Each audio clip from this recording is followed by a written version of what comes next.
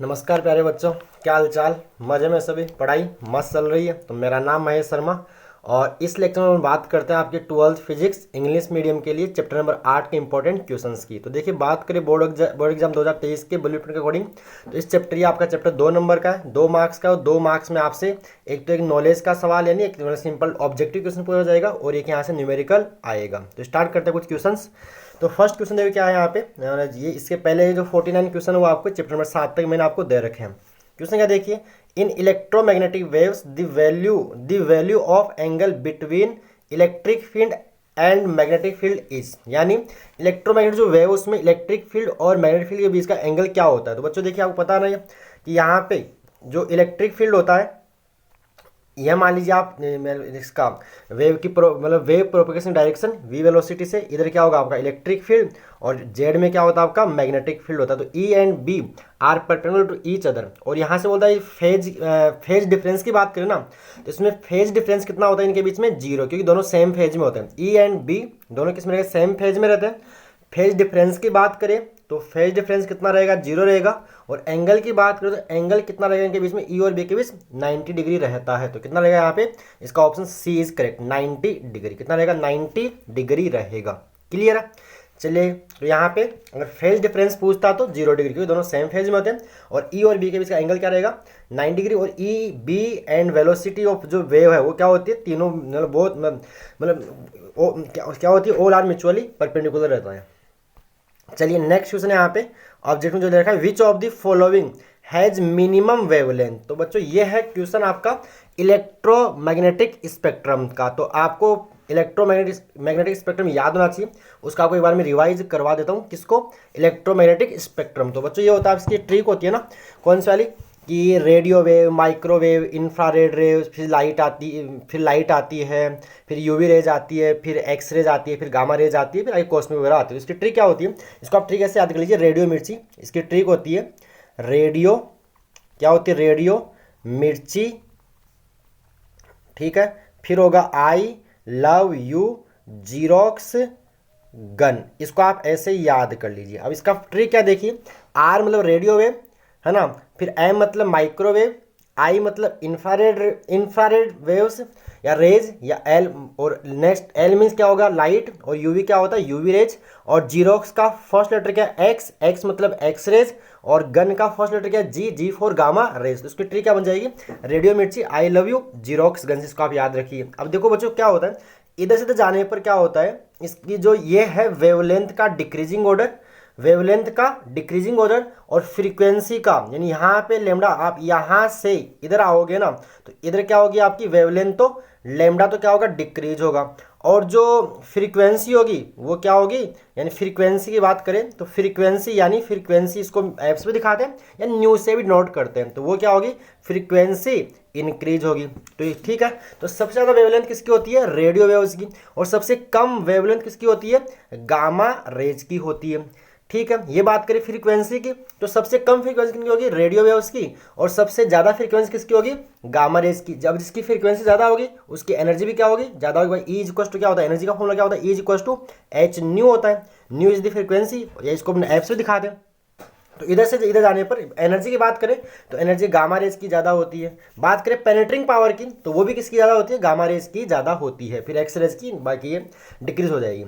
तो पेनेट्रिंग पावर भी अगर आपसे पूछे किस रे या किस वेव की ज़्यादा होती है, तो गामा रे की होती है। तो आप स्पेक्ट्रम याद कर लीजिए बस। इसमें अब आपसे किसकी फ्रीक्वेंसी ज़्यादा है या किसकी वेवलेंथ ज़्यादा है, किसकी वेवलेंथ कम है, इससे कुछ भी सवाल पूछे और पक्का इससे क्वेश्चन आएगा। ठीक है, या स्पेक्ट्रम में जो मतलब किन्हीं 4 वेव का नाम आप लिखिए, ऐसा भी कुछ बोल सकता है आपसे। ठीक है, तो स्टार्ट करिए क्वेश्चन। स्पेक्ट्रम याद हो गया ट्रिक के साथ, रेडियो मिर्ची, I love you xerox gun. और कैसे क्या हो रहा है, इधर से जाने में वेवलेंथ डिक्रीज होती है, फ्रीक्वेंसी इंक्रीज होती है, एनर्जी इंक्रीज होती है। तो आप इस स्पेक्ट्रम याद करिए। इसमें अब आप कुछ भी पूछ ले, इससे कुछ भी पूछे, सब कुछ किसकी ज़्यादा है किसकी कम है बोलो, कर लोगे ट्रिक के साथ। चलो क्वेश्चन सोल्व करें। तो क्वेश्चन क्या देखा ना, क्वेश्चन ये, विच of the following has minimum wavelength. तो मिनिमम वेवलेंथ किसकी होगी, गामा रेज की होगी। अभी बताया था आपको मिनिमम वेवलेंथ गामा। और ये पूछे किसकी फ्रीक्वेंसी कम होगी सबसे, तो सबसे कम फ्रीक्वेंसी किसकी, रेडियो वेव्स की होती है। तो क्लियर है, कर लोगे। तो इसका आंसर क्या रहेगा, इसका answer option C, gamma rays की वेवलेंथ सबसे। Which of the following has minimum wavelength, तो गामा रेज। ठीक है, नेक्स्ट क्वेश्चन है, electromagnetic waves are produce by, electromagnetic wave कैसे प्रोड्यूस होती है, कैसे जनरेट होती है, तो ये होती है एक मतलब एक ऑसिलेशंस आर से, या इसको अपन बोल सकते हैं अस्लेटेड चार्ज पार्टिकल, अस्लेटेड चार्ज पार्टिकल से ये प्रोड्यूस होती है। क्लियर है? और ठीक है यहाँ तक। नेक्स्ट क्वेश्चन कौन सा आपका यहाँ पे बोला है, यहाँ पे which electromagnetic waves are use in remote control. तो एक बात और बोलूँगा, आपको जितनी भी इलेक्ट्रोमैग्नेटिक वेव्स हैं आपको इनके यूजेज देख लेने, और ये कैसे जनरेट होती है वो भी आपको देख लेना है, कैसे इनका सबका यूजेज क्या, इनका सबका उपयोग का कहाँ काम आती है, और ये कैसे प्रोड्यूस होती है ये भी आपको देख लेना है। ठीक है? तो यूजेज से भी क्वेश्चन एग्जाम में आता रहता है, किसी भी वेव का यूज पूछा है कि ये वाली कहाँ काम आती है, ये वाली कहाँ काम आती है, या इसमें क्या यूज करते हैं ऐसा।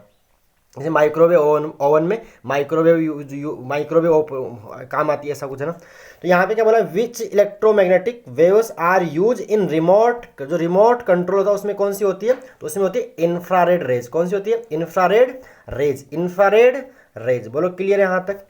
Okay clear. और देखिए जो ऐसा बोले कि इस उस रे का ही आप नाम बताइए जिसका वेवलेंथ 400 नैनोमीटर या 450 या 400 नैनोमीटर से 750 नैनोमीटर या 4000 एंगस्ट्रॉम से 8000 एंगस्ट्रॉम, तो वो जो लाइट होती है, क्या होती है? लाइट होती है। ऐसे क्वेश्चन भी आए तो कर लोगे। फिर है question next, velocity of light is equal to, तो लाइट की स्पीड वैक्यूम में क्या होती है? 3 × 10⁸ मीटर पर सेकेंड। वो तो ठीक है, लेकिन ये जो परमिबिलिटी और परमिटिविटी ऑफ फ्री स्पेस की टर्म्स में लाइट का जो स्पीड होता है वो होता है c = 1/√μ0 ε0, और यही किसको होता है? 3 × 10⁸ के इक्वल होता है। ठीक है? अगर आपसे बोले कि राइट द वैल्यू ऑफ 1/√μ0 ε0, तो वो क्या रहेगी? 3 × 10⁸ मीटर पर सेकेंड रहेगी। बोलो क्लियर यहाँ पे? क्लियर है ना? और आगे यहाँ से देखो ऐसा भी बोल सकता है, मतलब c² क्या रहेगा? c² 1/μ0 ε0 हो सकता है। ठीक है? तो इसकी वैल्यू कितनी आएगी कर लोगे। तो ये होगी स्पीड ऑफ लाइट, यानी इसका ऑप्शन डी करेक्ट रहेगा। ठीक है? तो इस टाइप कुछ ऑब्जेक्टिव आपसे पूछ सकता है। उसके बाद न्यूमेरिकल की बात करें ना, तो बच्चों न्यूमेरिकल आता है जनरली, जो इसमें न्यूमेरिकल देगा आपको कि जो ई वेक्टर और जो बी वेक्टर का जो रेशियो है ना बच्चों, वो सी के इक्वल होता है, speed of light in vacuum के इक्वल होता है। तो यहाँ पे क्या करता है, या तो इलेक्ट्रिक फील्ड देके मैग्नेटिक फील्ड पूछ लेगा, या मैग्नेटिक फील्ड देके इलेक्ट्रिक फील्ड पूछ लेगा। तो आप याद कर लीजिए E/B = क्या होता है? C। ठीक है? E/B and ratio of electric field to magnetic field किसके बोला? Light of speed of light in vacuum में इक्वल, इसके इक्वल रहेगा। कहीं पे B/E पूछे तो वो 1/C हो जाएगा, इसका रेसिप्रोकल, इसका रिवर्स हो जाएगा। ठीक है? तो E/B क्या होता है? C। इस फॉर्मूले पर भी न्यूमेरिकल जनरली पूछता ही रहता है, E/B = C वाले फॉर्मूले के ऊपर। अब देखिए क्वेश्चन भी कुछ ऐसा ही लिया है यहाँ पे। क्वेश्चन क्या है देखिए, the amplitude of magnetic field associated with an electromagnetic wave in vacuum is, यानी आपको B0 की वैल्यू गिवन है। कितनी गिवन है? B0 आपको गिवन है 50 × 10⁻⁻8 टेस्ला, यानी SI में गिवन है। मैग्नेटिक फील्ड की SI यूनिट क्या होती है? टेस्ला ही होती है।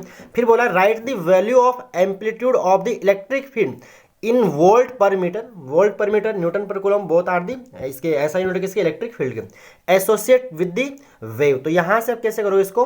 तो यहाँ पे करना क्या है, इसको मैं इसको रब कर दूँ, E/B = क्या होता है? C। तो यहाँ से E क्या आएगा? B × C। तो B की यानी B0 बोल दो, इसको E0 बोल दीजिए ना। तो E0/B0 = C रहेगा। तो यहाँ से B0 कितना गिवन है? 50 × 10⁻⁻8 गिवन है, इंटू में C, माइनस का 8 है ना, इंटू में C क्या होगा? 3 × 10⁸ रहेगा।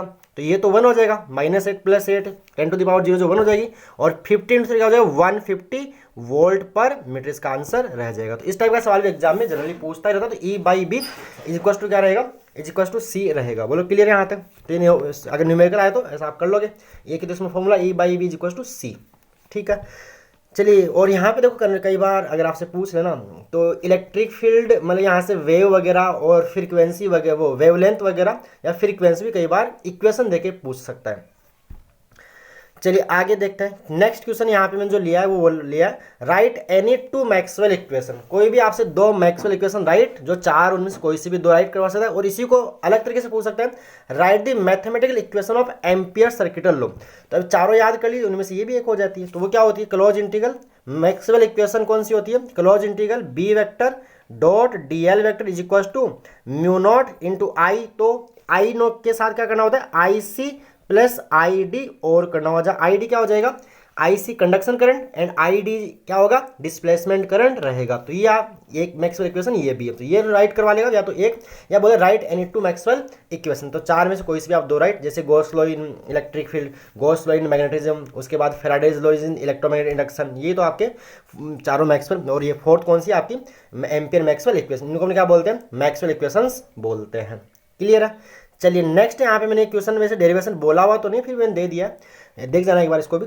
तो what is displacement current, displacement current की डेफिनेशन आपसे पूछ लेगा, मतलब जो changing magnetic field, changing electric field की वजह से जो करंट प्रोड्यूस हो उसको क्या बोलते हैं, डिस्प्लेसमेंट करंट बोलते हैं। यानी उसका फॉर्मूला क्या होता है, I D is equal to epsilon naught D phi by D phi electric flux, मतलब rate of change of electric flux, ये होता है डिस्प्लेसमेंट करंट का फॉर्मूला। और आपसे ड्राइव भी right and obtain an expression of displacement current for a charge capacitor. तो आपसे अगर ये भी आप थोड़ा सा ज़्यादा मतलब डेरिवेशन में से बोला हुआ तो नहीं, लेकिन आप इसको कर ही जाना एक बार, ठीक है। तो डिस्प्लेसमेंट करंट वाला भी कर लेगा इसकी डेफिनेशन के साथ। और इलेक्ट्रोमैग्नेटिक स्पेक्ट्रम याद करवाई दिया आपको, उससे मतलब किसकी फ्रीक्वेंसी ज़्यादा, किसकी वेवलेंथ ज़्यादा कर ही लोगे आप। इसके हाँ सभी वेव्स का आप यूजेज और एक कैसे प्रोड्यूस होती है, कैसे जनरेट होती है, ये भी आप देख जाना एक बार, ठीक है। और न्यूमेरिकल ई बाई इसको सी के ऊपर या आपको डिस्प्लेसमेंट करंट वगैरह ये जो आपको बताई दी है, ठीक है। ओके प्यारे बच्चों, ठीक है। कोई डाउट हो तो आप कमेंट बॉक्स में पूछ लेना, ठीक। ओके प्यारे बच्चों, धन्यवाद।